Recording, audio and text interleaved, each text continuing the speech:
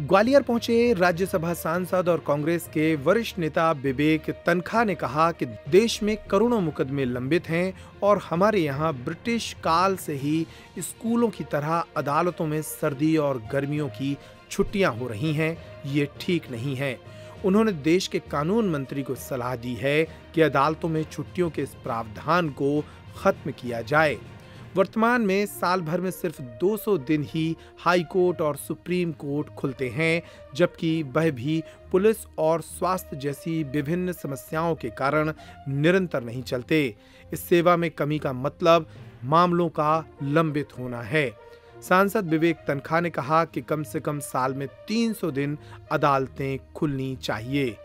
विधि मंत्री साहब के साथ डिस्कशन हुआ कोर्ट्स के संबंध में, और क्योंकि विधि मंत्री जी एक्सपेक्ट कर रहे थे कि मैं कुछ बोलूँगा, तो फिर मैंने भी सप्लीमेंट्री रखी और मैंने विधि मंत्री जी से कहा कि देखिए, कोर्ट एक सॉवरन फंक्शन करता है। सॉवरन मतलब जैसे पुलिस एक सॉवरन फंक्शन करती है, सरकार एक सॉवरन फंक्शन करती है, वैसे कोर्ट भी एक सॉवरन फंक्शन करता है।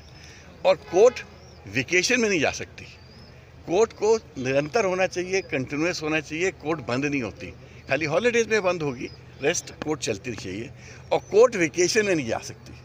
तो मैंने कहा ये कोर्ट का जो वेकेशन का कॉन्सेप्ट है, जो ब्रिटिश काल का है, जब ब्रिटिश जज लोग अपने घर जाते थे, उसके लिए उनको समय चाहिए, 2 महीने का छुट्टी चाहिए होती थी, जैसे स्कूल में होती है, वो कोर्ट के लिए अब उपयुक्त और नहीं है, स्पेशली जब 5 करोड़ केसेस इस देश में पेंडिंग हैं।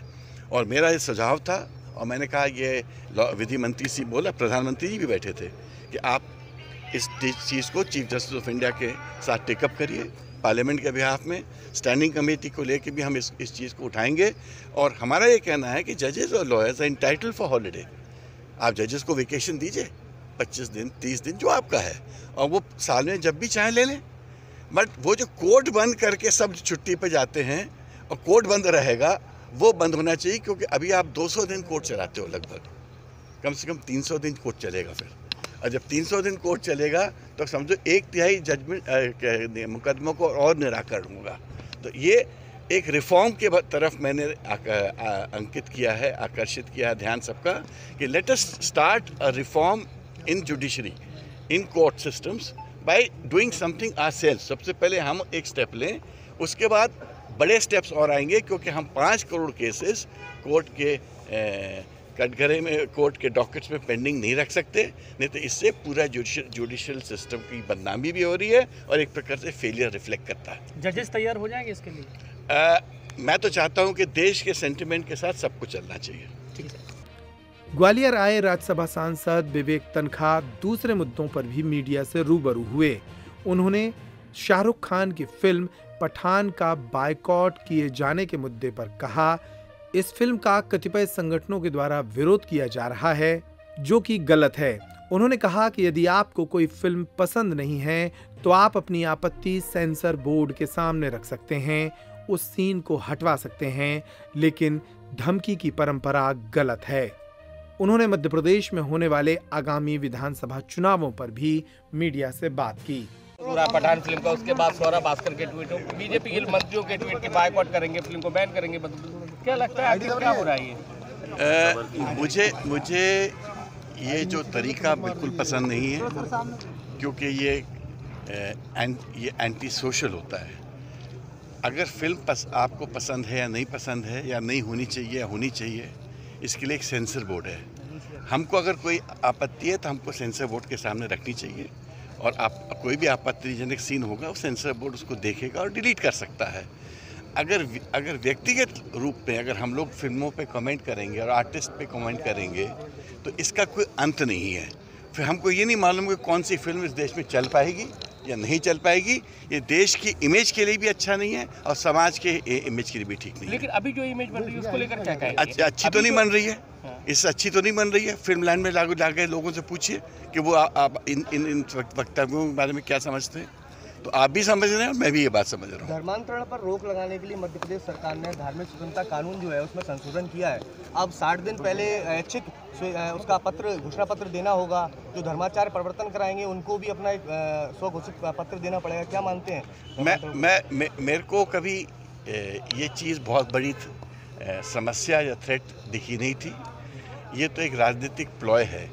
ये इसमें पब्लिसिटी ज़्यादा है, एक्शन कम है। एक आध किसी व्यक्ति को पकड़ लेते हैं, उसको तंग करने लगते हैं और ये सभ्य समाज के लिए अच्छा नहीं है।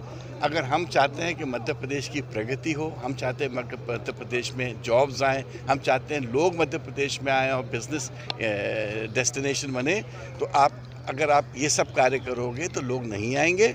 और आप देखिए इतने सारे इन्होंने NRI मीट्स कर चुके हैं इंदौर में, आप उसका रिजल्ट क्या है, इन्वेस्टमेंट क्या है? राजपत्र जो जारी किया है संशोधन वाला, इससे फर्क पड़ेगा क्या लगता है? देखिए सरकारी क्या मंशा है? देखिए सर, ये तो खाली पहले सेड ना कि ये धर्मांतरण, सोसाइटी को डिवाइड करना, उत्तेजित करना, जिससे कि चुनाव में इसका फ़ायदा मिले, ये सब एक तरीका हो गया है बीजेपी का। अब इस तरीके को पब्लिक समझने लगी है। पब्लिक शांतिप्रिय है, शांतिपूर्ण है। पब्लिक चाहती है कि आप डेवलपमेंट काम करिए, आप इंफ्रास्ट्रक्चर बनाइए, लोगों को जॉब दिलाइए, अच्छे अस्पताल बनाइए, अच्छे एजुकेशनल इंस्टीट्यूशन खोलिए। अब ये सब बातें जो हैं पब्लिक को उससे ध्यान भटकाने के लिए, पब्लिक इससे अब इम्प्रेस नहीं होती है। विवेक जी, आप लगातार कह रहे हैं कि मध्य प्रदेश प्रगति करे, अच्छे अस्पताल बने, लेकिन अब 32,000 संविदा स्वास्थ्य कर्मी मध्य प्रदेश की हड़ताल पर जा रहे हैं। एक बड़ा संकट सरकार के सामने खड़ा होने वाला है। कांग्रेस ने पहले भी मांग उठाई इस बात को लेकर कि इन लोगों को नौकरी दी जाए। अब मैं तो यही कहूँगा जो हो रहा है वो गलत है। हम लोग तो शुरू से कह रहे थे कि ये जो स्वास्थ्य कर्मचारी हैं इनको एब्जॉर्ब करो, इनका उपयोग करो। आप देखिए आपके यहाँ हेल्थ कर्मचारीज की कितनी शॉर्टेज है। ये आपके लिए एक प्रकार से ट्रेंड मैन पावर है। ये मैन पावर उस वक्त आया था जब आप कोरोना काल में संकट में थे। इन्होंने अपनी जान जोखिम में डाल के आपकी सेवा की है, समाज की सेवा की है। अगर अभी भी हम उनकी महत्व नहीं समझ रहे हैं तो ये अफसोस की बात है।